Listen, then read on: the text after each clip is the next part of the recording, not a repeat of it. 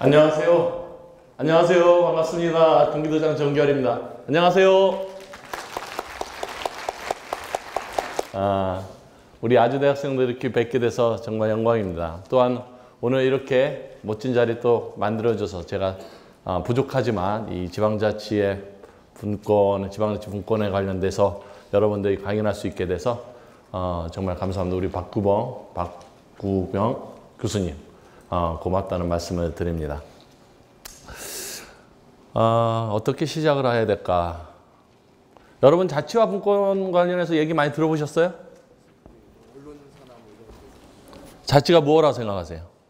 일단 지방의회에서 지방 회수를 원점으로 예를 들어서 지방 자립을 하는 아니 자치라는 뜻, 자치라는 뜻. 자치라는 뜻. 우리 선물 갖고 왔나? 뭐 갖고 왔지? 볼펜? 좋은 거 볼펜이지. 이거 내가 오늘 선물 무지하게 갖고 왔어요. 이거 왜 이렇게 많이 쌓였지, 선물이? 선물이 엄청 많이 쌓였어요. 여러분들 관심 주면 이거 볼펜 여러분들 하시는 거 드릴 수 있어요. 하나 가져요. 네, 드릴게요. 이거 단성이 너무 높아서 이것 좀 갖다 주세요. 네. 자치에 대해서 이렇게 누구 설명할 수 있는 사람? 자치. 얘기할 수 있는 사람 있어요? 자치. 딩동댕. 그럼 분권은? 분권은 권력이 분리되어 있는 거 말합니다. 딩동댕. 정확해요. 나오세요. 앞으로. 볼펜 하나 줄게. 박수 한번 쳐주세요.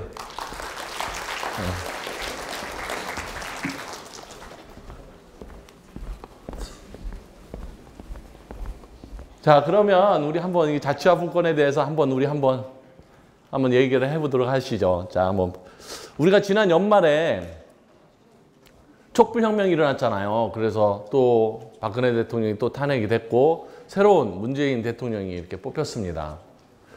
사실 그 전까지는 이 지방자치가 한 지가 저희가 한 26년째 되고 있었는데 지방자치에 대해서 많은 사람들이 관심이 없었어요.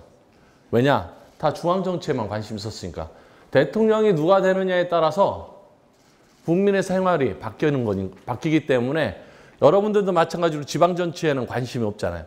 내년도 6월에는 전국 지방 동시선거가 있어요.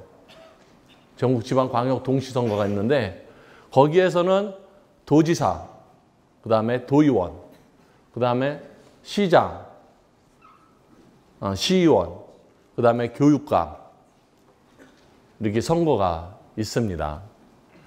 이 선거를 내년 지방선거를 하는데 여러분들이 이제 앞으로 이런 지방 정치에 많은 관심을 가져야 돼요. 왜냐? 여러분들 생활에 직접적으로 영향을 미치니까요. 간단하게 하나만 말씀을 드려볼게요. 지금 대한민국에서 최고 좋은 대학 3개를 꼽으면 어디를 꼽죠? 서울대. 그 다음 연대, 고려대 뽑죠. 그게 어디에 있어요? 서울에 있죠. 국가에서 모든 교육 정책을 주관을 했기 때문에 국가가 대학을 선정을 해서 키워간 겁니다. 경기도에 대표하는 대학 있나요? 많이 대표하는 건 알고 있어요. 지역을 그냥 대표한다. 경기도를 실질적으로 대표하는 대학은 없죠. 아주대, 우리 경기도를 대표하는 대학인가요? 청원을 대표한다고 하지. 경기대, 우리 경기도를 대표하는 대학인가요? 안양에 있는 성결대학교, 우리 경기도를 하는 대학교인가요? 그런 지금 아주대나 아주대표만 한 게 이 대학들이 서울대나 연대나 고대와 견져서 충분히 경쟁력이 있다고 생각을 하시나요? 없죠. 그 다음에 또 서울대나 연대나 고대처럼 정부에서 많은 지원을 받고 있다고 생각하시나요? 아니죠. 자, 왜 그럴까요? 왜 아주대는 서울대, 연대, 고대 그 대학들처럼 국가를 대표하는 우리나라를 대표하는 이 대학들처럼 많은 지원을 받지 못하고 있다고 생각을 할까요? 그거는 국가가 대학을 육성하는 정책에 따라서 달라지는 겁니다. 하지만 분권이 되고 우리 경기도가 스스로 경제 계획이나 교육 정책을 스스로 할 수 있다면 과연 우리 경기도가 어떤 대학을 만들까요? 경기도를 대표하는 대학을 만들 수밖에 없어요. 그렇죠. 전라도도 마찬가지예요. 충청도도 마찬가지고. 즉, 그 지역을 대표하는 대학을 만들어야 되는 거예요. 그 대학들이 누구와 경쟁하냐? 서울에 있는 연고대하고 경쟁할 수도 있는 거예요. 그래 많은 우수한 인재들이 우리 경기도로 들을 수 있게 우리가 스스로 만드는 거죠. 이것이 지방자치의 시작입니다. 이것뿐만이 아니죠. 정치, 경제, 이 모든 것이 지방 분권화에 따라서 어떻게 세상이 바뀌어가는 겁니다. 그거에 관련돼서 여러분들한테 오늘 제가 강의를 하는데 여러분들께서는 정말 관심 있게 가져주셔야 돼요. 여러분들께서는 앞으로 여러분들이 새롭게 해야 될 정치 시스템이 그렇습니다. 그리고 여러분들이 앞으로 적극적으로 참여할 수 있는 길이 열리는 그런 정치 시스템입니다. 그래서 많은 관심을 가져오시길 바라면서 자치와 분권 관련해서 우리나라 권력에 관련된 사항이나 이런 부분을 제가 설명을 드리도록 하겠습니다. 차례는 먼저 대한민국과 정치 관련해서 제가 좀 설명을 드리고 그다음 지방분권의 추진과 방향, 새 정부의 지방분권 개헌 방향 등에 대해서 여러분들에게 설명을 드리도록 하겠습니다. 설명도 드리고 또 제가 지금 이 자리까지 오게 된 여러 가지도 같이 겸해서 여러분들에게 말씀을 드리도록 하겠습니다. 아까 지방분권이란 얘기를 했고 지방자치란 얘기도 아까 다 정의를 내렸습니다. 그러면 간단하게 영상을 한번 보면서 이제는 우리가 한번 보도록 하시죠. 아까 우리가 그 영상을 보면서 민원인이 와서 지금 사람들이 불편하니까 다리를 놓아달라는 민원을 제기를 하죠. 그 민원을 제기할 때 그 민원을 접수받는 담당 공무원은 이런 얘기를 합니다. 우리 국가가 돈이 없어서 재정이 없어서 다리를 설치할 수가 없습니다라고 합니다. 지금 현재 국가적인 이렇게 시스템을 보면 대부분 중앙에서 모든 사업을 다 하고 있습니다. 행안부에서 거의 일을 하죠. 기획재정부나 이쪽에서. 우리가 지역 주민들이 직접 자기가 원해서 내가 정말 이것이 필요하다 해서 요청을 하면 그것이 이루어지는 경우가 거의 없습니다. 그래서 대다수의 민원인들이 얘기해봤자 소용이 없다라고 생각을 하고 있죠. 왜냐, 시스템이 상향식이 아니고 위에서부터 내려오는 하향식이기 때문에 그렇습니다. 사업이.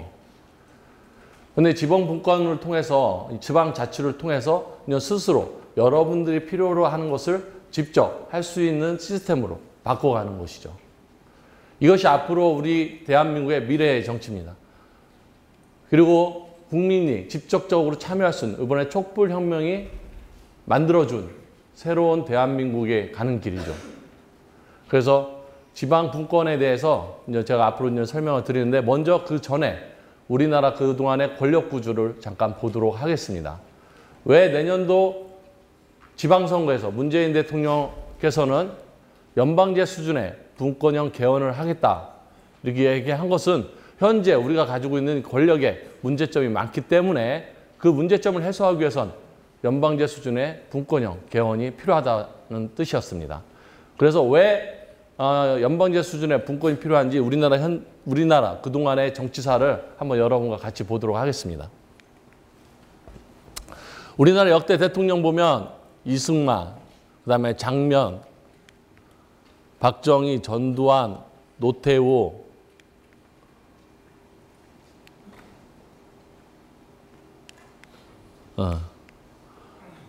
김영삼, 김대중, 노무현, 이명박, 박근혜 대통령이 이렇게 되어 있습니다. 우리나라 역대 대통령들이 잘했다고 생각하는 사람, 잘한 사람이 있다고 생각하는 사람, 손 한번 들어보세요. 정말 잘하는 분이 계셨다. 평가를 정말 잘 받았다 생각하시는 분들. 재임하는 기간에. 우리나라 대통령들 보면 되게 불쌍합니다. 저는 그렇게 생각해요. 왜 불쌍하냐? 다 끝이 좋지가 않아요. 이승만 대통령은 어떻게 됐습니까? 하야당했죠. 북미 4.19 혁명을 통해서 하야했습니다. 박정희 대통령은 어떻게 됐나요? 총 맞아 돌아가셨죠. 전두환, 노태우는 어떻게 됐나요? 구속됐죠. 그리고 사형 선고까지도 받았습니다. 군사 내란죄로. 김영삼, 김대중 대통령은 어떠셨습니까?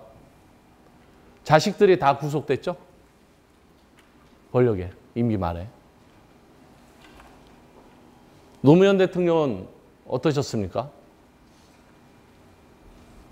본인이 자살을 하셨죠. 네. 그리고 노무현, 이명박 대통령은 자식들은 괜찮았지만 어떻게 했습니까? 형들이 또 다 구속이 됐죠.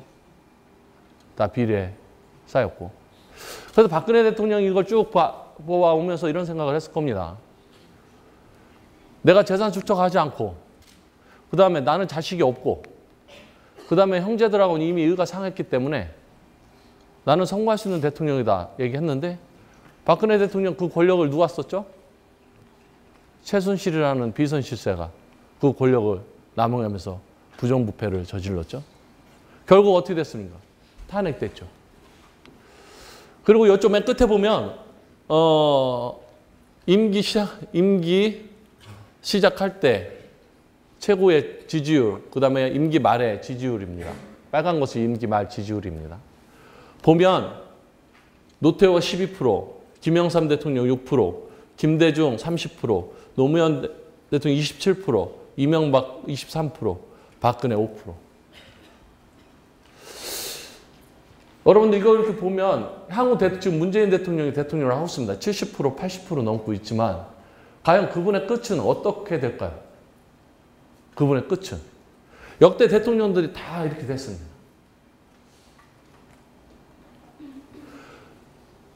이 통계로 보면 문재인 대통령도 성공할 수 없는 대통령이 될 수밖에 없어요. 이 통계로 보면.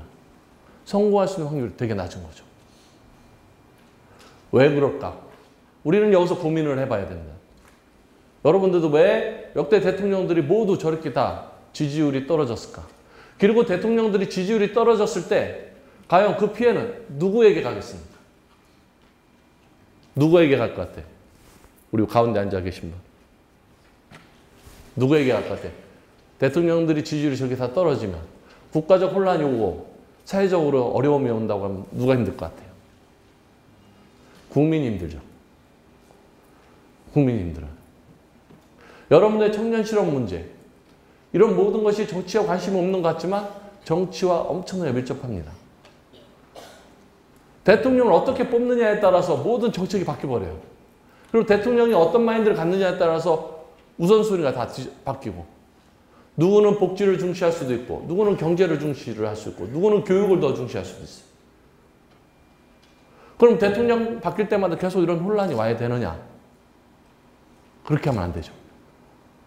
그래서 권력은 어떻게 되냐? 대통령 한 명에게 모든 권력이 모여져서는 않고 그것을 나눠야 된다라는 것이 지난 12월 촛불혁명을 통해서 이번에 새로운 대통령이 문재인 대통령이 당선이 되고, 문재인 대통령이 당선되자마자 연방제 수준의 분권형 국가로 개헌을 하겠다라고 한 것입니다. 그런데 사실 대통령이 이렇게 해도 될지 안 될지 몰라요. 왜냐? 국회에 기득권이 있어요. 그들이 자기들 욕심에 또 맞춰서 개헌을 할 수도 있어요. 그러면 결국 이 좋은 기회에 권력을 분리시킬 수 있는 것이 아니라 다시 또 다른 권력자들에게 또 그 권력을 지워줄 수밖에 없습니다. 그래서 여러분들이 많은 관심을 가져야 되는 거예요. 내년 지방선거 때 분권형 개헌이 이루어질 수 있도록 여러분들이 정말 많은 관심을 가져야 됩니다. 현재 대통령 대해서 좀 설명을 또 드리도록 할게요. 우리나라 헌정사 보면 개헌이 쭉 이루어지고 있습니다. 이승만 1차 개헌부터 해서 장면의 4차 개헌, 5차, 6차, 7차, 8차, 9차 개헌까지 이루어졌습니다. 인연은 87년도 그때 개헌 이후 지금까지 한 번의 개헌이 이루어지지 않았습니다. 그런데 저렇게 많은 9번의 개헌이 이루어졌지만 권력이 어떻게 변했느냐? 변한 것이 하나도 없습니다. 대통령 권한은 아주 강해졌습니다. 개헌을 통해서. 그 현재 대통령의 권한을 만든 사람이 누구냐? 박정희 대통령입니다. 언제 만들었냐? 1969년 10월, 그러니까 1969년 10월 달에 6차 개헌, 그 다음 72년 7차 개헌, 유신 개헌을 하면서 아주 강력한 대통령을 만들었습니다.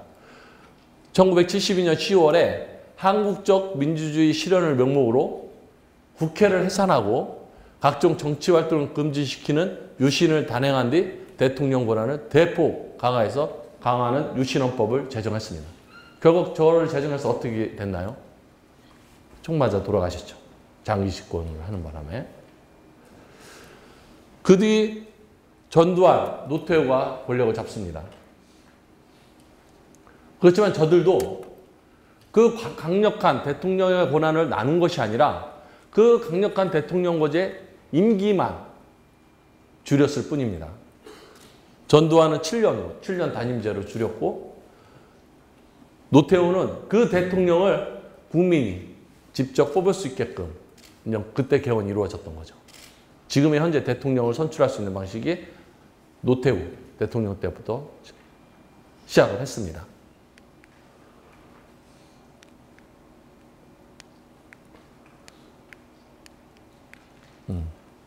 노태우부터 시작을 했는데 지금까지 개헌이 없고 그 대통령 권한이 그대로 이어졌던 것이죠. 그 대통령 권한이 그대로 이어지니까 그 대통령들이, 지금의 대통령들이 아무리 내가 그 권력을 깨끗하게 쓰려고 해도 그 권력을 누가 쓰느냐? 주변 측근에서 쓸 수밖에 없는 겁니다. 권력은 안 쓰면 다른 누군가가 쓰게끔 돼 있어요. 자, 그러면 앞으로 대통령 뽑을 때마다 우리가 맨날 이런 고통을 겪어야 되냐? 또 임기 말에 또 저렇게 지지율이 폭락을 해서 또 다른 또 국민에게 실망감을 안겨야 주느냐? 정치에 대한 실망을, 불신을 줘야 되느냐? 이래서는 안 되는 거죠. 그럼 어떻게 해야 되냐? 우리 인간은 완벽하지 않기 때문에 최소한 권한을 나누는 것. 권력을 분리해야 됩니다. 대통령이 가지고 있는 이 모든 권한을 분리함으로써 대통령 혼자 결정하는 것이 아니라 다수의 여러 사람들이 결정할 수 있는 시스템을 나가는 거죠. 그것이 분권입니다. 근데 그 분권을 하는데 지금 우리나라는 삼권분립 국가입니다. 사법부, 입법부, 행정부. 삼권분립입니다. 이 삼권분립은 말 그대로 권력을 견제하기 위해서, 서로 견제하기 위해서 만들어진 시스템이죠. 그런데 그게 되어 있지 않습니다. 삼권분립이. 되어 있지 않고 대통령 중심제로 모든 것이 흘러가고 있습니다. 지금 여러분들께서 문재인 대통령을 70%가 넘는 지지율을 보내고 있습니다. 정말 문재인 대통령 열심히 잘하고 있습니다. 하지만 결과는, 이 대통령제의 결과는 예측할 수 없습니다. 과연 정말 성공할 수 있을까? 실패할 확률이 더 높은 시스템입니다. 그러면 문재인 대통령은 그 생각을 한 거죠. 권력을 나누자. 그 권력을 지방으로, 중앙과 지방으로 나누자라는 생각을 가지고 내년도 지방 분권 개헌을 하겠다. 그렇게 했습니다. 이것이 이제 지금 도표 보면 다 대통령 임기 동안의 지지율 변화 표시입니다. 지지율 변화 표입니다. 어떠세요? 다 초반에는 높았다가 나중에는 다 이렇게 주저앉았죠? 나중에 다 주저앉았습니다. 그러면서 국민들이 정치에 대한 불신이 더 많고 누가 돼도 다 그놈이 그놈이다 라는 이야기를 하게 되는 거죠. 자, 이제 앞으로도 계속 이런 시스템으로 가서는 안 됩니다. 그럼 이거를 바꿔야 되는 거죠.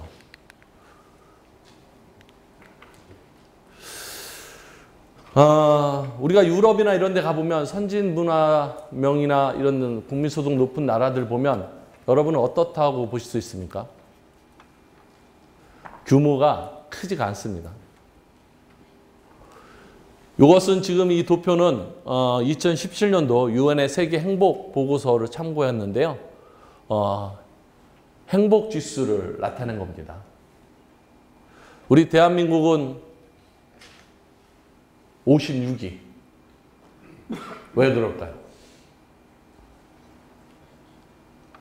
치열한 경쟁을 통해야 되기 때문에 국민들이 행복하지 않은 거죠. 그러면 상위 1, 2, 3, 4, 5위를 한번 봅시다.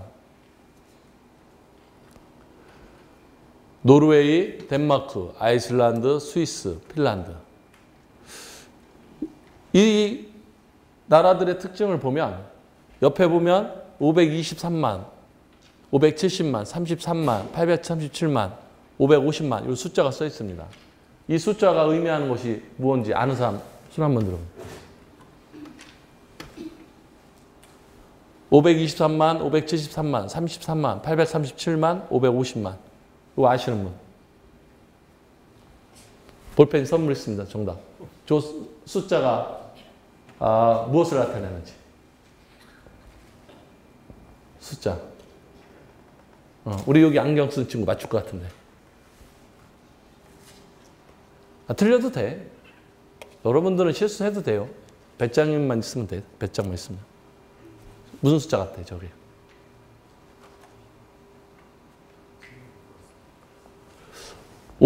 여기 보면 행복지수가 1위, 2위, 3, 4, 5위 있죠? 노르웨이, 덴마크, 아이슬란드, 스위스, 핀란드. 그 다음에 옆에 보면 523만, 570만, 33만, 837만, 550만 이렇게 숫자가 써 있어요. 그죠? 나라 옆에. 이 숫자가 의미하는 거예요. 인구? 맞습니다. 나오세요. 표표 하나 드릴게요. 박수 한번 쳐주세요.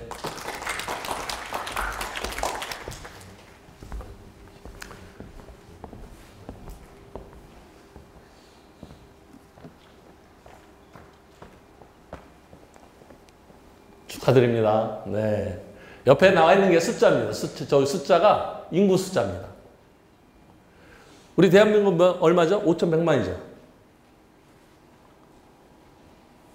여기 숫자는 500만이 평균 한 490만 정도 됩니다. 숫자가. 아이슬란드는 33만이에요. 우리 경기도 인구수가 얼마인지 아세요? 아시는 분? 경기도 인구수. 경기도 인구수가 1,300만이에요. 1,300만. 여기 수원시 인구 얼마인지 아시는 분? 수원시 130만. 아이슬란드 33만이죠? 우리 경기도 31개 시군이 있습니다. 저 33만 정도 되면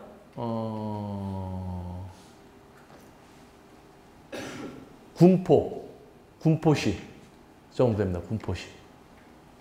3번 있는데 여러분 아시죠? 군포.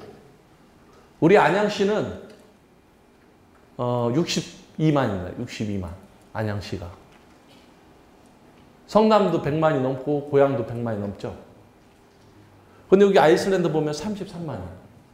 그리고 지난번에 옛날에 문재인 대통령 갔던 부탄도 80만 정도 되고. 근데 행복지수는 높습니다. 그런 나라들이. 자, 여기서 보면 이 나라들의 국민소득을 또 한번 보도록 하겠습니다. 1위 노르웨이가 7만 불, 2위 덴마크가 5만 불, 아이슬란드가 거의 6만 불, 스위스가 거의 8만 불, 핀란드가 4만 불. 이렇게 되어 있습니다. 국민의 행복지수가 높은 나라들 대다수에 보면 인구가 적었습니다. 인구가 적기 때문에 국민들이 직접적으로 참여할 수도 있었고 또 그만한 권한을 정부가 가지고 있었고 국가적인 권한을 갖고 있었기 때문에 외교나 이런 여러 가지를 독자적으로 할 수 있었고 국민의 수준에 맞는 정치를 할 수가 있었습니다. 그래서 발전하는 거죠.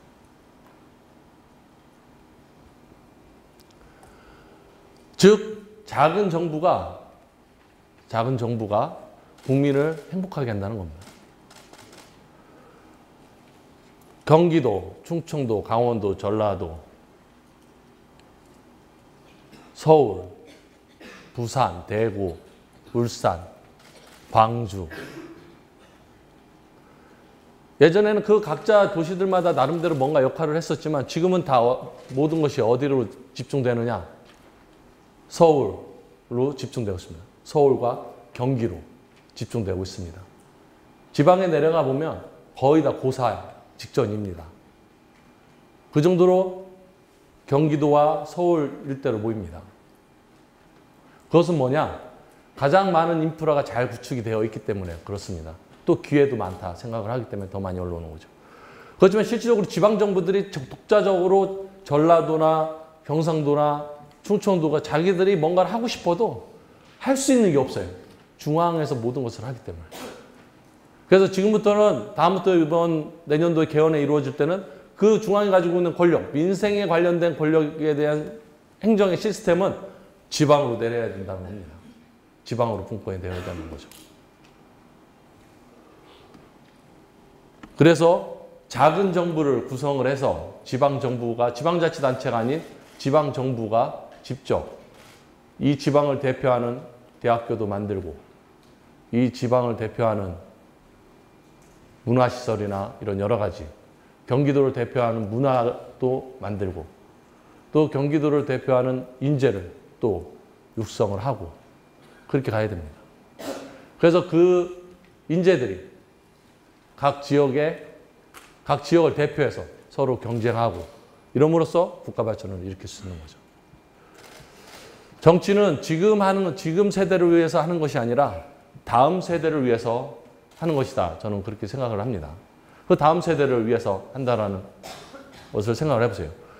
지금 개헌을 내년도에 이 지방분권 개헌을 이루어지지 않는다면 결국은 또 다른 다음 세대에게도 지금 같은 현재 저런 제왕적 대통령제를 그대로 물려주고 결국 우리 후손들에게 더 어렵고 힘든 정치 활동을 보여줄 수밖에 없습니다. 저희가 이 개헌을 통해서는 어떤 것을 원하느냐? 다음 세대의 새로운 정치 시스템을 줌으로써 그 정치가 우리 대한민국의 제2의 부흥을 이끌어갈 수 있게 하는 것입니다. 그래서 여러분들이 더욱더 관심을 가져야 되는 거죠. 우리가 이렇게 보면 작은 정부, 우리 경기도, 강원도, 전라도 모두가 동등하게 이렇게 처리를 동등하게 해야 됩니다. 같은 수준으로, 같은 힘으로 서로가 권력을 나눠서 국가의 권력이 한 곳에 집중되지 않고 그 권력이 나눠져서 지역을 대표성 있게끔 만들어야 됩니다. 그게 내년도 6월에 지방선거에 있는데요. 여러분들께서 많은 관심을 가져주시기 부탁을 드립니다. 현재 지방분권에 대한 관련돼서 조금 말씀을 더 드리도록 하겠습니다. 지방분권의 현 주소와 지방분권 시대의 요구와 필요성, 그 다음에 의회 대표단에 저희가 이번에 선진해외 방문한 거에 대해서 좀 설명을 드릴게요. 현재 지금 지방분권의 실태를 보면 지방자치를 시작한 지 26년이 됐지만 결국은 아직도 국가사무가 73%가 넘습니다. 우리 지방사무는 24%밖에 되지 않고. 그러니까 모든 것이 국가에서 사업을 하고 그 사업에 대한 매칭을 하고 있습니다. 그러면 세수는 또 어떠냐? 국가에서 세금을 80%를 가져가고 저희 지방정부에 20%를 배정을 합니다. 그러면 세출예산은 또 어떻게 배정을 했느냐? 중앙정부에서 40%를 부담하고 지방정부가 60%를 부담을 합니다. 잘못된 모순이죠.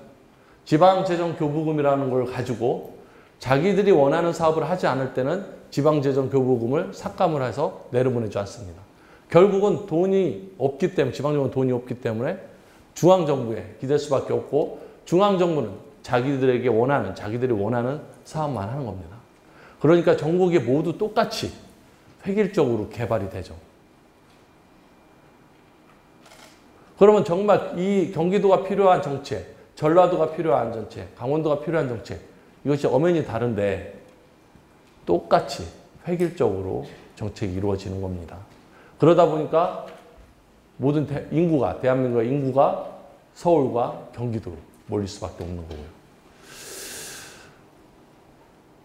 그리고 그럼으로써 또 중앙이 모든 걸 하기 때문에 실질적으로 아까 우리가 영상으로 봤듯이 주민이 필요한 사업을 할 수가 없습니다. 주민들이 필요한 사업을. 왜냐? 중앙에서 자기들의 입맛에 맞춰서 페이퍼를 가지고 모든 정책을 만들기 때문에 실질적으로 현장의 소리를 들을 수가 없는 거죠.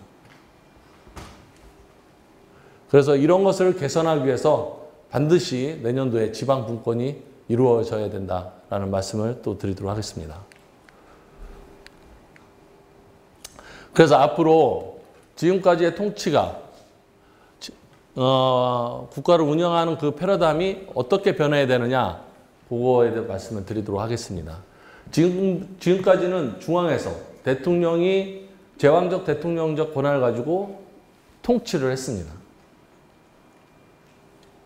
근데 그 통치가 아니라 협치로 전환이 되어야 되고, 관에서 모든 것을 주관했던 것이 이제 여러분들 같은 분들이 직접 제안을 해서 그 제안이 이루어지게끔 만들어 가야 되는 것입니다. 그리고 중앙에서 보던 모든 사무가 이제 지방으로 이전이 돼서 지역 주민과 관과 더 밀집 가까운 사이로 가깝게 다가가야 된다 말씀을 드리고요. 그동안 많은 분들이 정치나 이런 정책에 소외되어 있습니다. 그렇지만 이제 여러분들이 이제 참여해서 직접 정치를 이루어내는 거죠. 직접 민주주의를. 그런 식으로 앞으로 국가 운영에 대한 패러다임이 바뀌어 가야 됩니다. 이것이 내년도 지방분권 개헌에 바로 달려 있습니다. 그것이 곧 여러분들의 미래이다, 저는 그렇게 말씀을 드릴 수 있습니다. 이것은 제가 프랑스에 갔을 때입니다. 제가 지난번에 스위스하고 프랑스, 그 다음에 스페인, 독일을 방문해서 이 지방분권 관련해서 세미나도 하고 공부도 했습니다. 아까 스위스는 행복지수가 4위 정도 됐었죠. 여기는 연방국가입니다. 즉 26개 주가 자기 지역을 담당을 하고 있고, 거기에 대표들이 모여서 대통령을 선출을 합니다. 그런데 연방국가에서 만든 법이 주에서는 거부할 수가 있습니다. 어떻게 거부할 수 있냐? 국민들에게 투표를 합니다.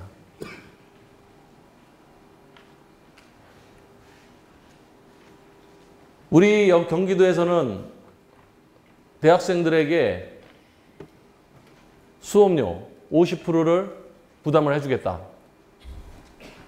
우리가 그런 정책을 만들죠. 근데 국가에서는 그걸 못하게 또 법으로 규제를 합니다. 그럼 국가에서 규제를 하면 저희가 하고 싶어도 못합니다. 예전에 성남시장 이재명 시장이 청년수당을 만들었을 때 국가에서 규제를 했죠. 일자리를 구하는 청년들에게 일정 기간 일자리를 구할 때까지 수당을 지급하는 그 청년수당을 세웠는데, 그것이 의회에서도 삭감이 되고 또 중앙정부에서 규제를 통해서 그것을 지급을 못하게 만들었습니다. 중앙정부에서 만들면 지방정부는 할 수가 없습니다. 그렇지만 여기 스위스는 그게 아니에요. 중앙정부에서, 연방정부에서 법을 만들었지만 지방정부에서 그 법을 거부할 수가 있습니다. 우리에게 맞지 않다. 그리고 우리 주민들이 원하지 않는다. 그래서 우리는 당신들 걸 따르지 않겠다라고 하면 끝입니다. 그런 주민들이 직접적으로 많은 정치에 관심을 갖게 되는 거죠. 그리고 내가 정책을 내놓게도 되고, 그리고 그것이 실현되는 모습도 볼 수도 있고, 그리고 모든 정책이 지역 주민 여러분들 삶과 직접적으로 관계가 있게 되는 겁니다. 그러니 어떻겠어요? 국민들이 원하는 대로 정치가 이루어지고 있다는 것입니다. 프랑스도 마찬가지입니다. 프랑스는 2003년도에 지방분권형 헌법 개정을 합니다. 그리고 지방의 입법권도 보장을 하고 재정, 과세권도 지방정부가 행사하고 있습니다. 우리는 조례를 통해서 세입을 만들 수가 없어요. 세입을 더 추가할 수가 없습니다. 중앙정부에서만 모두 법률을 만들 수 있기 때문에. 그리고 광역정부들이 경제발전계획도 수립할 수가 있습니다. 우리는 우리가 산업단 육성이나 이런 걸 못합니다. 함부로. 왜냐? 국가의 허락을 받아야 할 수 있습니다. 그러니 어떻게 돼요? 그런 자유롭게 국민들이 많이 정치에 참여를 하니까 정당을 갖지 않은 대통령이 선출이 되죠. 그만큼 국민들이 정치에 많은 관심을 갖게 있는 겁니다. 직접 참여하는 거죠. 스페인 역시 마찬가지입니다. 스페인은 이번에 지금 카탈루냐가 지난 10월 1일자로 주민투표를 했습니다. 독립선언하고. 그래서 지금 스페인 정부와 지금 대립을 하고 있습니다. 그 정도로 지금 이 국민들은 자기들의 정치에 얼마나 많은 관심을 가져야 되는지 알고 있습니다. 독일도 마찬가지입니다. 독일도 중앙정부와 지방정부가 서로 수평적 관계입니다. 여기도 연방정부입니다. 모든 것이 주 중심으로 이루어져 있고, 그러니까 우리로 따지면 광역, 도적, 경기도, 뭐 전라도 이렇게 도 중심으로 되어 있고 운영이 되고 있는 거죠. 이런 나라들을 전체적으로 보았을 때 앞으로 우리가 가야 될 방향이 무엇라 생각하십니까? 우리도 분권을 통해서 제왕적 대통령제를 종식하고 국민이 직접 참여할 수 있는 직접 민주주의의 형태, 정치 시스템을 만들어야 되는 거죠. 그것이 이번에 가장 중요하다는 말씀을 드립니다. 내년 6월달, 지방선거가 내년 며칠이죠? 6월 13일인가? 13일입니다. 시도지사를 뽑는 것도 중요하지만 개헌에 대해서 여러분들이 얼만큼 참여하느냐에 따라서 새로운 대한민국을 만들어갈 수 있다는 말씀을 드립니다.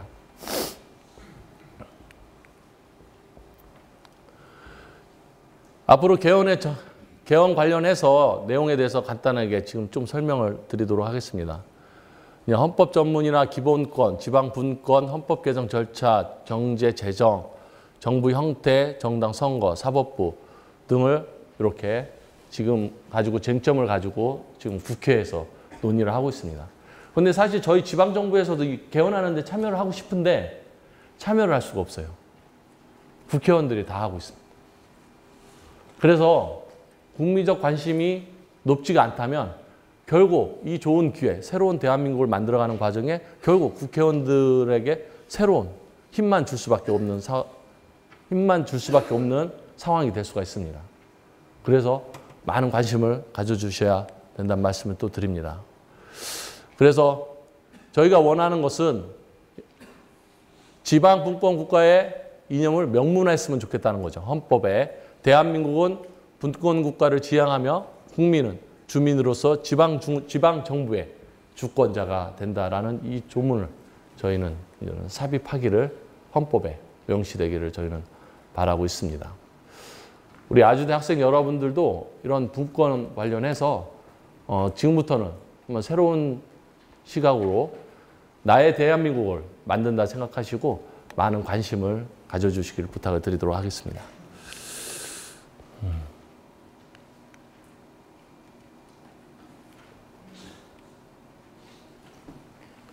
분권 관련돼서 제가 좀 했는데 좀 시간도 남고 하니까 제가 여러분들한테 조금 제 삶에 대해서도 좀 말씀을 드리고 여러분들에게 좀 메시지를 좀 전달 좀 해줄까 생각했는데요. 어떤 말을 해주는 것이 좋을까라고 고민을 좀 많이 했었습니다. 여러분들 이거 4가지 키워드가 있는데 4가지 키워드가 있습니다. 희망, 긍정, 꿈, 열정. 이렇게 있습니다.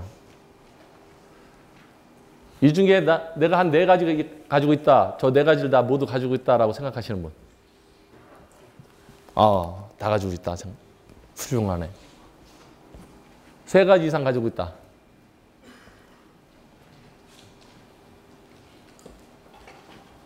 아니면 2가지. 한 가지.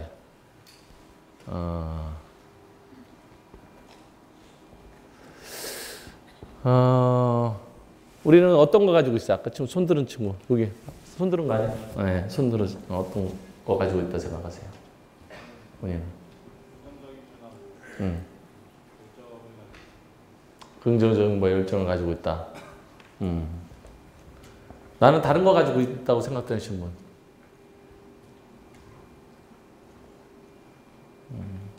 없어요?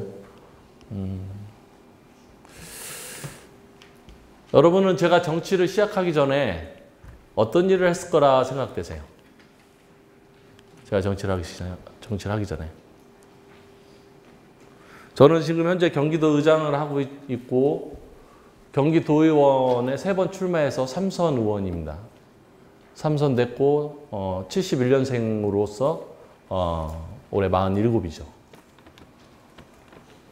47 되면서 의장으로서 전국 17개 광역시도 세종시를 뺀 16개 광역시도에서는 역대 최연소 의장입니다. 경기도에서도 역대 최연소 의장이고요. 여러분들 대부분 생각할 때 의장 하면 대부분 좀 머리가 희끗희끗하고 나이도 들고 또 정치를 오래 한 사람들이 대부분 의장을 하는데 저도 마찬가지로 정치는 지금 한 10년째 정치를 하고 있습니다. 그런데 정치를 시작하기 전에는 여러분들하고 똑같이 젊었을 때는 꿈과 희망을 가지고 정말 열심히 하려고 했던 친구이고 또 사회에 나와서는 정말 나름대로 열심히 살았습니다. 그런데 어느 날 우연찮게 제가 이렇게 정치를 하게 됐고 그 정치를 하면서 그 도전을 하면서 결국 경기도의 의장까지 제가 이렇게 오게 됐습니다. 희망, 긍정, 꿈, 열정 이 키워드는 제가 가지고 있는 키워드입니다. 처음엔 저도 여러분들처럼 이런 키워드가 없었어요. 이런 키워드가. 나에 대해서 이런 키워드가 없었어요.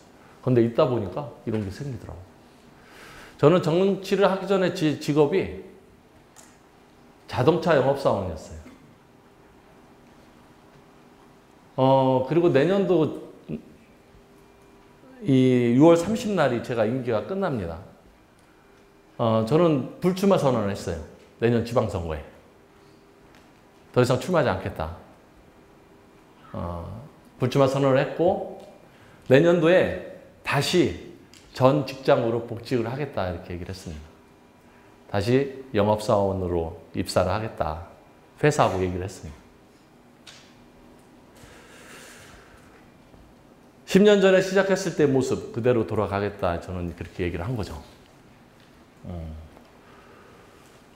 그렇지만 저에게는 제가 그렇게 할 수 있었던 것이 지금 이 키워드가 있기 때문에 그렇지 않나 저는 생각을 합니다. 여러분들 지금부터 이제 앞으로 이제 여기서 대학을 졸업하고 남자는 군대를 갔다 와서 이제 사회에 들어갑니다. 여러분들 사회에 들어가면 얼마나 무서운지 아세요? 지금 학생이었을 때는 여러분들이 세상이 얼마나 무서운지를 잘 모르고 있어요. 그렇지만 막상 여러분들이 사회에 나오면 정말 무섭습니다. 첫 번째 무서운 게 뭐냐? 아무도 나에게 관심을 안 준다는 거예요. 두 번째는 뭐냐? 내가 뭔가 노력을 하지 않으면 얻을 수 있는 게 아무것도 없다는 거예요. 아무도 관심을 안 주고 또 내가 노력하지 면 얻을 수 있는 게 아무것도 없어요. 운이 좋아서 부모로부터 물려받은 재산 평생 나눠 쓰면서 한다는 건 상관이 없겠지만 내가 그런 부모 만나지 못했고 내가 뭐든지 스스로 해야 된다고 생각한다고 하면 세상은 받아주지 않아요. 그것을 극복을 하려면 무엇이 필요하냐? 저는 이 4가지가 여러분들에게 필요하지 않을까 이렇게 생각을 합니다. 희망, 긍정, 꿈, 열정. 요거 관련해서 간단하게 말씀을 드릴게요. 희망. 파스칼은 이런 말을 했어요. 지금이 밑바닥이다 라고 말할 수 있는 동안은 아직 진짜 밑바닥이 아니다. 그 다음에 하워드의 선물 중에는 지금 걸려 넘어진 그 자리가 당신의 전환점이다. 이런 얘기를 했었습니다. 저는 고향이 충남 아산이었어요. 충남 아산. 아산에 26세 서울로 올라옵니다. 서울로 올라왔는데 되는 게 없는 거예요. 아무것도. 처음엔 고시촌, 쪽방촌에서 이렇게 생활을 하다가 쪽방촌에서 생활을 하다가 나중에는 결국 그 쪽방촌에도 그 고시원에서 생활을 못하고 결국은 신문 보급소까지 이렇게 들어갑니다. 왜냐? 가진 게 아무것도 없기 때문에. 세상이 그렇게 냉정하더라고. 아무도 나를 뭐를 해주려고 하는 사람이 없는 거예요. 결국은 내가 스스로 갈 수밖에 없었고 그 스스로 감으로써 내 모습에 대한 비참함을 느꼈죠. 야, 내가 어떻게 하다가 이렇게까지 보급소까지 들어가서 일을 해야 되나 라는 생각을 가졌습니다. 하지만 저는 거기 가서 새로운 것을 얻게 됐죠. 지금 생각해보면 거기 안 갔으면 오늘의 내 인생도 여기 없지 않았을까 그런 생각을 했어요. 인생의 나락으로 바닥으로 떨어져 보니까 세상이 얼마나 무섭구나라는 것을 알게 됐던 거죠. 그러면 이 세상에 어떻게 도전해야겠냐라는 생각을 갖게 됐습니다. 이 세상에. 야, 내가 이 자리에 서 있을 그 역할을 할 수 있는 게 없을까? 당시에는 또 IMF도 막 그런 것이 겪어가지고 제가 IMF 세대입니다. 취업을 할 수가 없었어요. 그래도 몇몇 친구들은 취업을 해서 다 잘 사는데 나는 취업을 할 수가 없었어요. 왜냐? 뭐 여러 가지 많이 부족했으니까 그런 거죠. 누가 챙겨주는 사람도 없고 누구한테 내가 부탁할 수 있는 그런 것도 없었던 거예요. 혼자 스스로 뭔가를 하려고 하다 보니까 도무지 내가 할 수 있는 게 없었어요. 정말 세상 참 더럽다. 왜 나에게는, 왜 다른 사람, 일반 사람처럼 평범한 생활을 살지 못하고 왜 나에게는 이럴까라는 생각을 했었죠. 그러면서 신문 보고서에 들어가는데 내가 결국 이런 데까지 들어오는구나. 어떻게 해야 되냐. 그 보고서에 들어갈 때 정말 좌절감에 막 빠졌어요. 막 빠졌는데 들어가기 싫더라고요. 막상 신문사에 들어가려고 하니까. 왜냐? 먹고 사는 문제를 해결을 해야 되고 먹고 사는 문제를 해결해야 되니까. 돈도 없고 아무것도 없으니까. 근데 보고서에 가면 그때 교차로나 이런 데 벼룩시장 이 신문지가 있어요. 광고지 같은데. 지금은 스마트폰으로 다 이렇게 보지만 그때는 이렇게 정보지를 통해서 봤는데 정보지에 보니까 방배동에 있는 모 지국이 숙식 제공을 해주는 걸로 돼 있더라고요. 3시간 신문 배달, 숙식 제공 딱 해주더라고요. 3시 반부터 6시까지. 이거다. 그럼 여기 들어가자. 가려고 거기 짐을 싸가지고 갔는데 막상 들어가기는 어렵더라고요. 왜냐? 내가 결국 이렇게밖에 떨어질 수가 없나라는 생각에. 근데 그 앞에서 좀 망설이고 있는데 안에 있는 아저씨가 아저씨 누구예요? 그래서 아까 전화한 사람이에요? 그러는 거야 나한테. 그래서 예, 아까 전화한 사람입니다. 그랬더니 그럼 밖에서 뭐예요? 빨리 들어와요. 그래서 싹 이렇게 두르게 들어가면서 그 생각을 했어요. 에이, 좋다. 어차피 뭐 내가 여기까지 바닥까지 떨어질 운명이라고 하면 그냥 내가 스스로 떨어지자. 그래, 만족하고 여기서 한번 다시 시작해보자. 혹시 알아? 나중에 내가 크게 성공하면 분명히 오늘 이 모습이 내가 후배들에게 좋은 얘기거리가 되겠지. 라는 생각을 하면서 들어갔어요. 저는 거기서 무엇을 보았느냐? 저는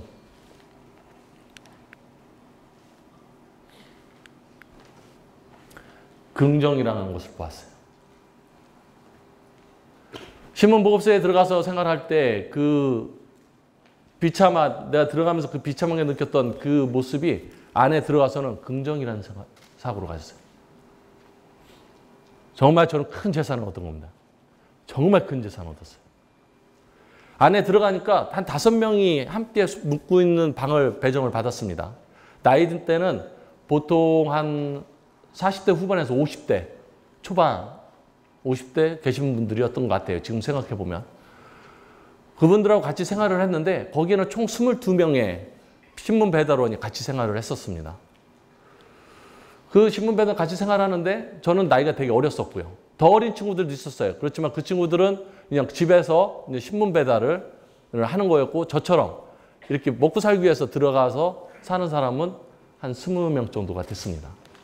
그런데 대부분의 그분들이 보면 인생을 거의 다 포기한 상태였어요. 왜냐? 젊었을 때 잘 나가다가 실패를 해가지고 그 안에 들어와 있던 거예요. 그러면서 되게 무기력했습니다. 그런데 저는 20대 중반에 이미 거기에 들어와 있고 이미 실패를 해서 거기 들어와 있다 보니까 그런 생각이 들더라고요. 야, 내가 한 20년, 30년 돼서도 신문 배달하면 내 인생에서는 그래도 실패는 하지 않았네? 라는 생각이 들더라고요. 신문 배달을 시작했으니까 뭐 신문 배달하고 있으면 그 인생은 실패한 건 아니고 평생은 이런 거 아닌가라는 생각이 들더라고요. 그러면서 그 생각했어요. 내가 아무리 부족해도 여기서 한 20년 썩지는 않겠지 하는 생각이 들더라고요. 그러면서 어떤 생각이 들었냐? 그러면 여기서 있다 보면 앞으로는 이보다 못한 생활은 하지 않겠구나. 그러면 최소한 이보다 나은 생활이 앞으로 나에게 주어지지 않을까라는 생각을 했어요. 순간 기분 좋더라고요. 야, 그러면 지금부터 내가 한번 진짜 열심히 해봐야겠다. 진짜 열심히 해봐야겠다. 그런 생각을 하게 된 거예요. 그러면서 그때부터 모든 것이 다 좋아 보이는 거예요. 그 전까지, 그 신문 보고서까지 들어갈 때까지 세상을 부정했어요. 왜 내가 여기에 들어가야 되고, 내가 왜 이런 이런 대접을 받아야 되고, 왜 사회에서 이렇게 외톨이가 돼야 되는지 몰랐었던 거죠. 정말 몰랐어요. 근데 막상 거기 들어가서 그 사람들을 보니까 나는 성공할 수 있는 꿈이 있는 거예요. 저는 꿈이 있었어요. 꿈이 있었어요. 꿈이. 그 꿈이 뭐냐? 뭘 것 같아요? 뭐였을 것 같아요?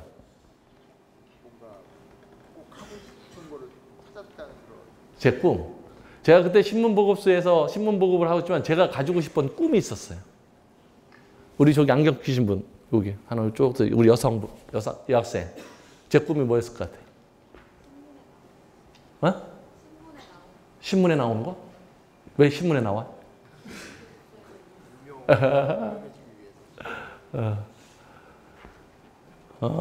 우리 학생, 제 꿈이 뭐였을 것 같아요? 이거 맞추기 쉬울 텐데. 맞추는 분 내가 볼펜 드립니다. 맞추시면. 우리 두 번째 학생. 뭐였을 것 같아? 내 꿈. 사업가. 그래, 맞추네. 우리 여학생. 여학생. 맞아요.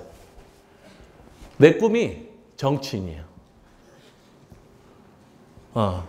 저는 정치에 대한 관심이 되게 높았어요. 그리고 정치를 하고 싶었고. 제 꿈은 정치인이었어요. 저는 그 꿈이 있었어요. 그 꿈이 있었기 때문에 저 신문보급소에 들어가서도 당당했었던 거죠. 왜냐? 나중에 내가 분명 정치인이 되면 오늘의 이 자리가 영광스러운 자리가 될 것이다 생각을 했습니다. 그렇지만 실제 내가 정치를 할 줄은 몰랐어요. 제가 실제 정치는 할 거란 생각을 못했어요. 왜냐? 정치인들은 부모로부터 물려받은 재산, 타고난 천재성, 그 다음에 사회적, 인적 네트워크 가진, 그 다음에 지식도 높고 누군가의 카리스마도 있고 리더의 역할을 할 수 있는 사람들이 저는 정치를 한다 생각을 했습니다. 그런 사람들에 비하면 저는 되게 보잘것도 없죠. 하지만 저는 정치인이 되겠다는 꿈을 꾸고 있었어요. 그 꿈은 어느 꿈이냐? 지금 경기도의 도의장이 되는 꿈이 아니었고 나중에 돈 많이 벌면 시의원 한번 해봐야겠다 하는 아주 소박한 꿈이었어요. 근데 저로서도 그 꿈이 엄청 저의 변화를 주기 시작한 거죠. 신문보급소에서 거기 들어가서 제가 나중에 성공하면 이 자리가, 지금 하고 있는 이 고통이, 이 고난이 나중에는 큰 영광으로 돌아올 것이다 라는 생각을 했는데 그게 저는 지금 그것이 되고 있어요. 그렇게 하다 보니까 어떻게 되냐? 그동안 제가 관심도 안 가졌던 모든 일에 많은 관심을 갖게 됩니다. 즉 어떤 게 생기냐?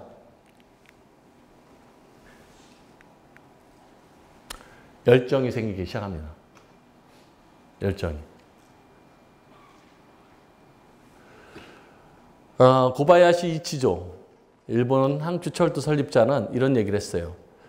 신발을 정리하는 일을 맡았다면 세상에서 신발 정리를 가장 잘하는 사람이 되라. 그러면 세상은 당신을 신발 정리만 하는 심부름꾼으로 놔두지 않을 것이다.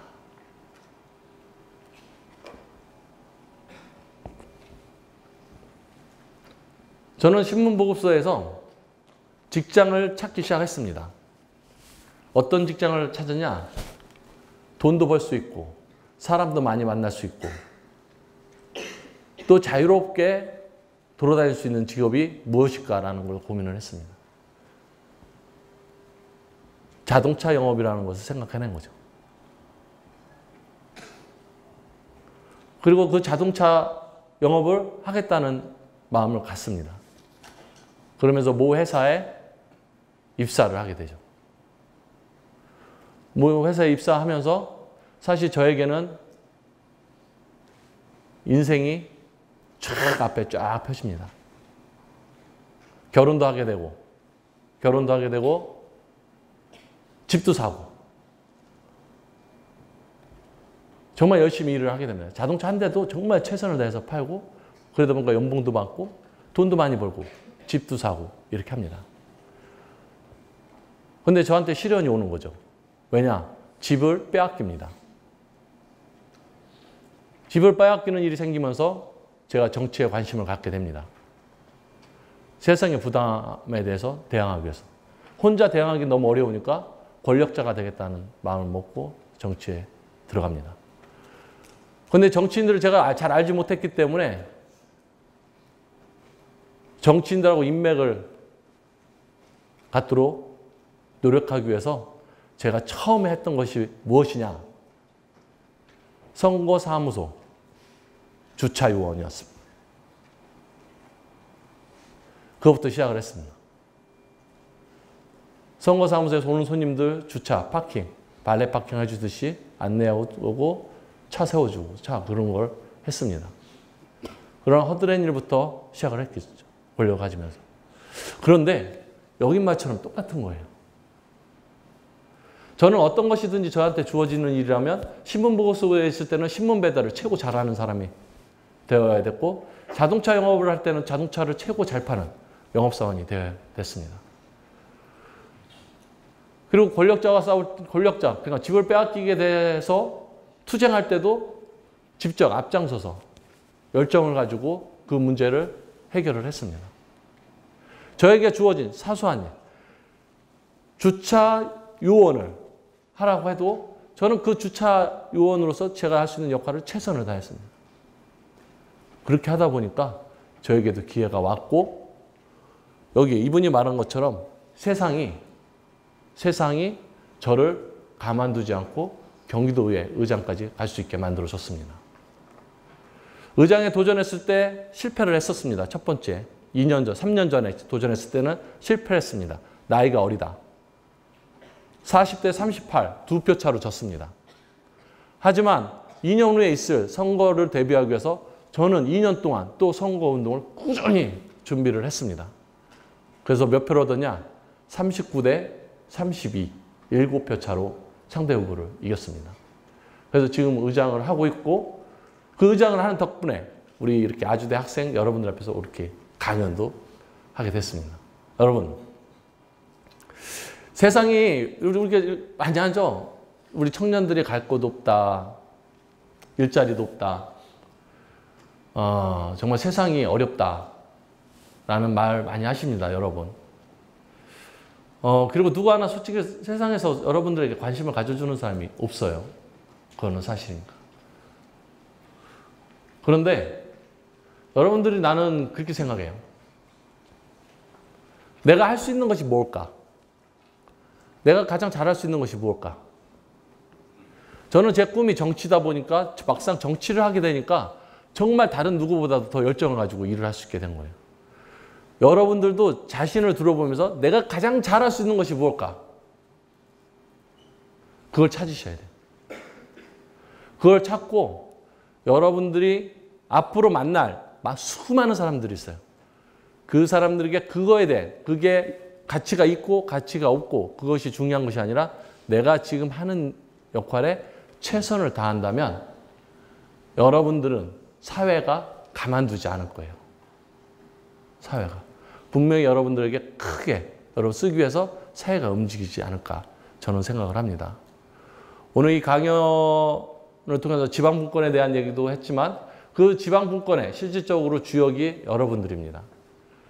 그렇지만 여러분들이 주역이라고 저와 같은 열정과 긍정정사하고 또 꿈과 희망이 없다면 저는 여러분들이 우리 사회에서 아무리 여러분들의 좋은 정책을 만들고 또 지원을 하려고 해도 여러분들은 낙오자가 될 수밖에 없습니다. 그래서 저는 아까 말씀드렸던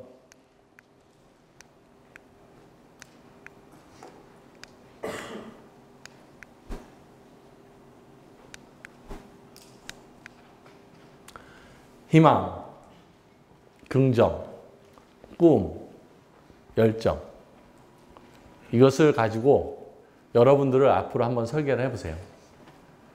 저는 또 목표가 생겼어요. 2026년 내년도 지방선거에 내가 불출마를 하지만 2026년도에는 반드시 내가 경기도지사가 되겠다는 꿈이 있습니다. 여러분 지켜봐 주세요. 오늘 강연하는 저를 한번 지켜보세요. 그리고 정말 2026년도에 야, 저 사람 진짜 출마했네. 그리고 진짜 당선이 되면 진짜 당선됐네. 라는 거 한번 상상을 해보세요. 그리고 여러분들 한번 상상을 해보세요. 여러분들이 2026년도에 과연 뭐가 되어 있을까? 한번 상상을 해보세요. 결혼하고 있을까? 아니면 직장을 다니고 있을까? 아니면 사업을 하고 있을까? 여러분의 목표를 세워서 그걸 이루려고 노력하시면 여러분 인생이 더 행복하고 즐겁고 가치 있는 인생이 되지 않을까 그렇게 생각을 합니다. 여러분은 어떠세요? 괜찮았어요? 박수 안 쳐줘요? 네, 거의 다 됐는데요. 참 여러분들 보니까 내가 옛날에 대학교 다닐 때 생각이 많이 나요. 정말 아무 생각 없이 뛰어다녔던 것 같아요. 아무 생각 없이 뛰어다니고 했었는데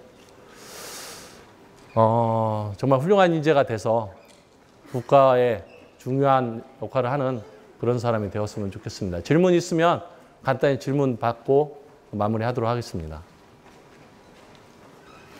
없으신가요? 네. 말씀합니다. 볼펜 좀. 저쪽 마이크 좀 저쪽 갖다 주세요. 저쪽 위에, 맨 위에. 잠깐 일어서 손, 저쪽. 가운데. 끝에. 요 가운데. 일어서. 예. 이것도 볼펜도 같이. 고마워요. 질문해줘서. 아직 몇 분 더 남았으니까 질문하실 분들 질문해 주세요. 볼펜 다 드립니다. 막 선물 막 드릴 거예요.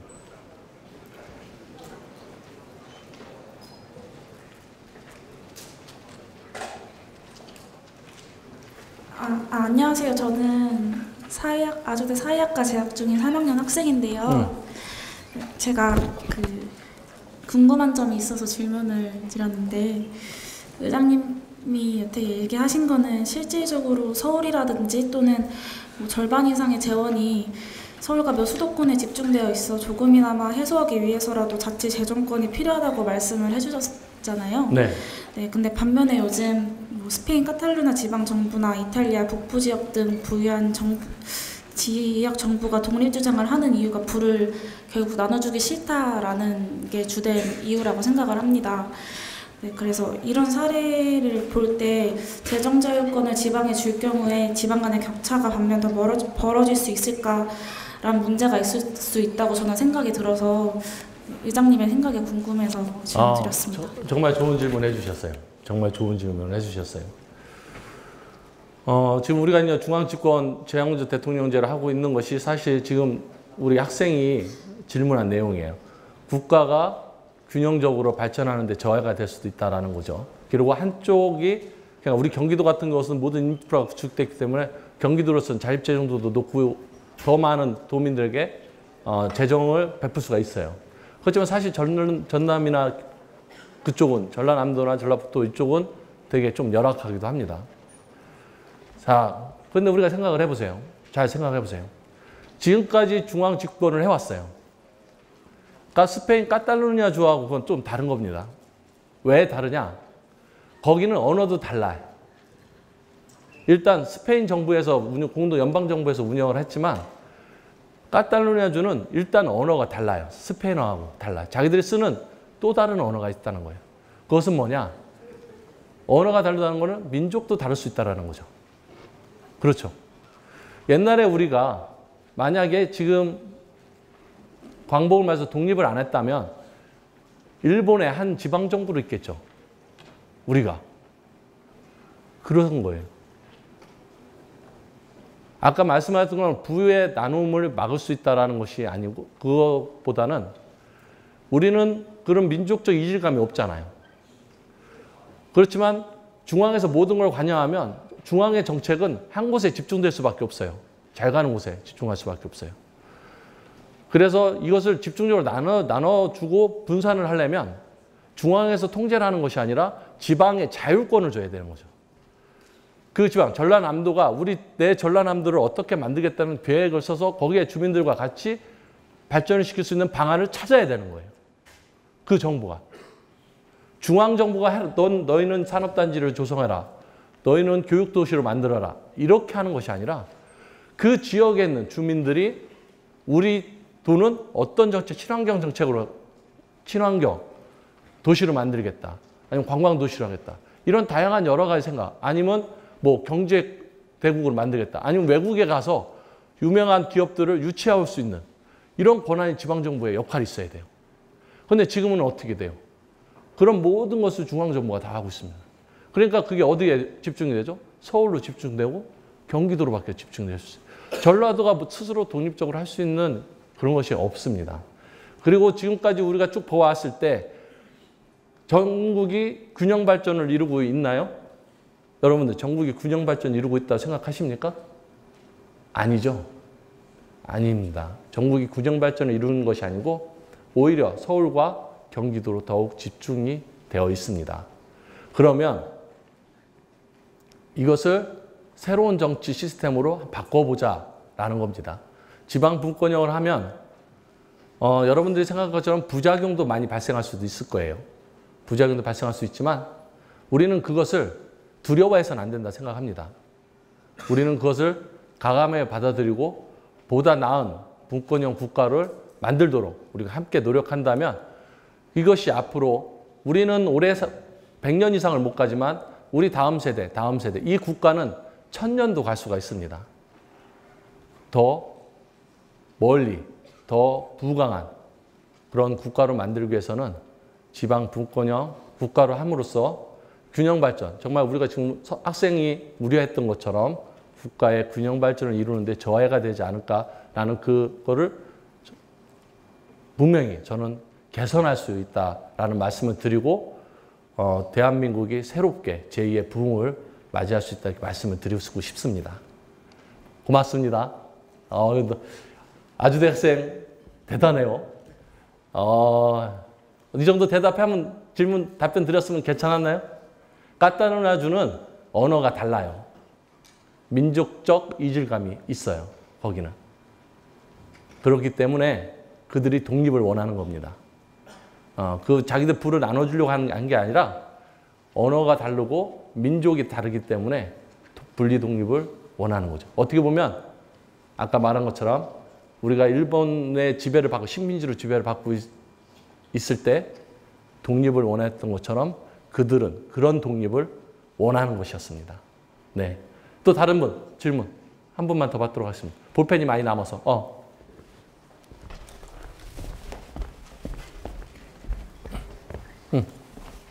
자, 볼펜. 볼펜을 드려. 여기다 다. 아니요, 여기. 여기. 저쪽에서 여기 먼저. 아니 여기. 아까 또 한 분은 질문이 누구 들으셨어요? 네.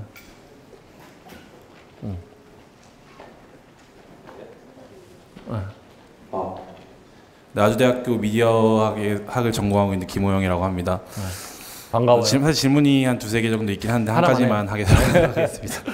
사실 지방분권이나 자치에 대해서 이제 개헌 얘기가 많이 나오는데 거기에 반대하는 의견들이 있습니다. 예를 들어서 시도 의원들에 대한 자질 정도에 대한 얘기가 나오는데 예를 들어 저번에 나왔던 그 김학철 의원, 예, 그 레밍 발언이나 아니면은 뭐 기타 뭐 부정 비리 같은 이제 뉴스들이 나오기 시작하는데 거기에 대해서 의장님 어떤 생각을 가지고 있는지 궁금합니다. 이 자질이란 문제, 저는 우리 도의원들이나 지방의원들 보면 정말 열심히 해요. 저희가 보좌관이, 우리 도의원들이 보좌관이 있을까요, 없을까요? 네? 보좌관이 있을까요, 없을까요? 보좌관이 있다 생각하세요, 없다 생각하세요? 있지 않을까요? 없어요. 보좌관이 없어요. 우리가 조례를 만들고 이 모든 것을 하는 것을 조례 만들고 행정사무감사, 그다음 예산심의 이런 걸 하잖아요. 이런 걸 하는데 우린 보좌관이 없어요. 우리가 혼자 해야 돼요. 혼자 다 해야 돼요. 저는 그 생각을 했어요. 제가 원하는 것은 뭐냐? 우리에게도 1인 1 보좌관을 해달라. 국회의원들은 9명의 보좌관들이 있어요. 비서관들이. 근데 우리는 한 명도 없어요. 저희들이 혼자 다 해요. 일을 할 수 있게끔 만들어주는 것이 아니라 오히려 저희는 일을 하지 말라고 그래요. 일을 하지 말라고. 너희들은 가만히 있어라. 너희들은 가만히 있고 그냥 정부에서 주는 세금이나 조금씩 먹고 살아라. 이래요. 즉 우리가 무엇을 하려고 일을 하려고 하잖아요. 정부에서 다 막아요. 아예 못하게 해요. 조례 하나 만들어도 정부에서 규제를 해요. 우리가 지난번에 청년수당이나 뭐 이런 거 만들려고 노력도 했지만 결국 다 규제를 해요. 못하게. 우리가 할 수 있는 게 아무것도 없어요. 자질이 문제가 아니라 할 수 있는 여건을 만들어주지 않아요. 그렇지만 정말 의원들이 열심히 해요. 김학철 의원 하나죠. 김학철 의원. 지금 도의원 중에 생각나는 게 김학철 의원이죠. 여러분들이 생각나는 도의원들 생각해보면 일 잘하는 의원들은 생각이 안 나요. 사고 친 의원들만 생각나요. 그죠? 국회의원들 자질 있나요? 행정관료, 정부 요직, 주요 요직에 근무한 사람들 자질 있나요? 다 사고 치죠? 검찰 자질 있나요? 판사들 자질 있나요? 다 사고 치죠? 여러분들이 아시는 분들은 다 사고 치는 사람들만 알아요. 왜 그러냐? 관심이 없기 때문에 그래요. 관심이. 저는 정말 도의원들 정말 일 많이 해요. 정말 많이. 어떤 때는 불쌍할 정도로 일을 많이 해요. 그런데 인정을 못 받아. 왜 인정을 못 받냐? 관심 주는 사람이 없어요. 신문 한 줄 나가면 외국 여행 가야 돼. 신문 한 줄 나가면. 중앙방송 타려면 외국에 나가야 돼. 외국에 나가서 지난번 충북 도의원처럼 그런 사고를 쳐야 돼. 그래야만 TV에 나와요. 그러니까 자질이 없게 보이는 거죠. 저는 관심을 가져줬으면 좋겠어요. 내년도 지방선거에 여러분들 관심을 가지고 특히 여러분들이 더 정치에 관심이 많아져야 돼요. 여러분들이 지방의원에 한번 목표를 더 보세요.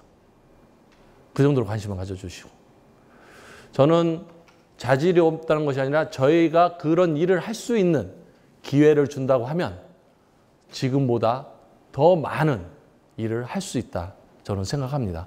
그거는 경기도 의장으로서 책임질 수 있습니다. 앞으로 더 많은 관심 가져주시고 자질이 없다고 말을 하기 전에 한번 지방의원들이 어떤 일을 하는지 한번 홈페이지도 한번 검색을 해주시고 아 이런 역할도 하는구나 라는 것을 해주십시오. 그리고 제가 봤을 때 지방분권이 되면 아주대학교 경기도 대표하는 대학 될 것 같은데요. 내가 오늘 질문하는 거나 이런 거 보니까 이런 데도 박수 안 쳐요? 여러분 아주대생 아니에요? 아주대생 아니에요? 아주대생?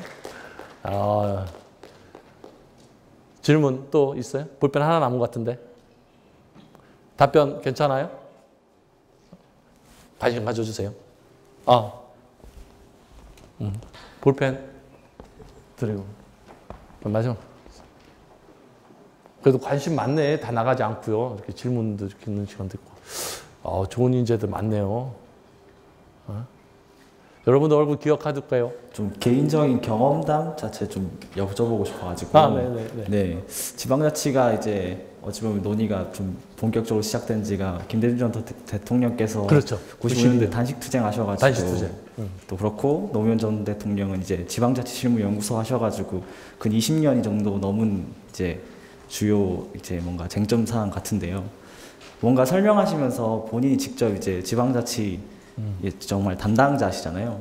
국민들한테 설명하실 때 좀 설명적인 부담 이런 경험담 약간 그런 거 있지 않으신가요? 지방자치 분권에 대한 이런 설명을 할 때 네. 부담감이? 네, 근 20년이 넘었는데 좀 이제 지난 선거 투표율도 보면 56% 정도? 예, 대통령 선거에 비해서 정말 좀 많이 떨어지는 투표율이잖아요. 그런 걸 보시면서 뭔가 이렇게 그렇죠. 네. 아까 거기에 대한 답변을 좀 드릴게요. 또 추가적인 질문 더 하실 거 있으세요? 그거 경험. 우리 지방선거가 3대 선거가 있죠. 대통령 선거, 총선, 지방선거 이렇게 3대 선거가 있습니다. 투표율이 가장 낮은 게 지방선거예요. 관심이 없는 거죠. 그런데 이 지방선거가 여러분들의 생활에 가장 밀접하게 접하고 있습니다. 이번에 우리 경기도에서 청년 일자리 시리즈 청년 통장부터 여러 가지 예산을 세우는데요. 한 1,487억 정도 예산을 세웁니다. 경기도에서. 관심이 여러분들이 많이 가지면 가질수록 지방 정부를 알 수가 있어요. 그런데 관심이 없으면 그분 성함은 충북 도의원만 기억이 나는 거예요. 그리고 여러분들이 앞으로 더 관심을 가질 건 국회가 아니에요. 지방 정부예요. 그리고 도지사, 누가 도지사가 되느냐에 따라서 내가 환경이 바뀐다 생각을 하셔야 돼요. 저는 아까도 얘기했지만 우리 국민들이 지방 정치에 워낙 관심이 없다 보니까 특히 도지사는 그나마 좀 관심을 가져요. 그렇지만 시도의원들에게는 더더욱 관심이 없습니다. 내 지역구의 시도의원 알고 있는 사람, 여러분들. 내 친구는 다 알 것 같아, 내가. 친구는 분명 크게 훌륭하게 돼. 그리고 또 아시는 분.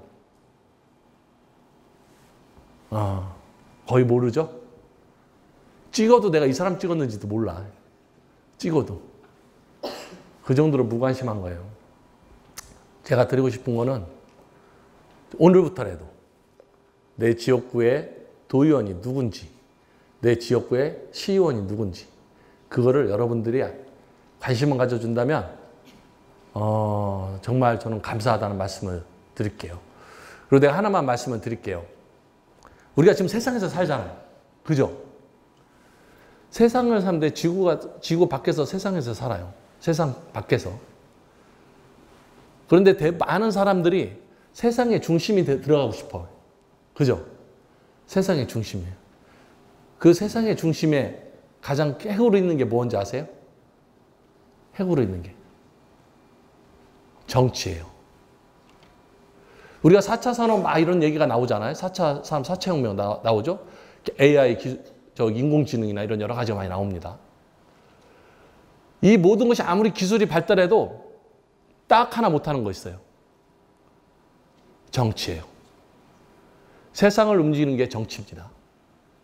자, 그러면 여러분들이 세상 밖에서 대부분의 국민들이 세상 밖에서 살아요. 그렇지만 나는 세상 밖에 살고 싶지 않다라고 하면 뭐에 관심을 가져야 되겠어요? 정치에 관심을 가져야 합니다. 정치를 알기 시작하고 정치인에 대한 관심을 갖기 시작하면 여러분은 그 즉시 바로 세상의 중심으로 들어가고 있는 것입니다. 그런데 여러분이 정치를 멀리하고 정치인을 배척하고 다 그놈이 그놈이다. 어떤 놈이 돼도 세상은 바뀌지 않는다. 라고 생각해서 무관심을 가지면 여러분들은 세상의 중심으로 들어가는 것이 아니고 세상의 밖에서 그냥 한평생 사는 것뿐입니다. 어차피 한 번 사는데 세상의 중심으로 가서 한번 세상을 움직일 수 있는 힘을 가져보는 것도 어떤가, 저는 그렇게 말씀을 드리고 싶습니다. 그런 멋진 우리 아주대 학생 여러분이 되기를 기원하겠습니다. 고맙습니다.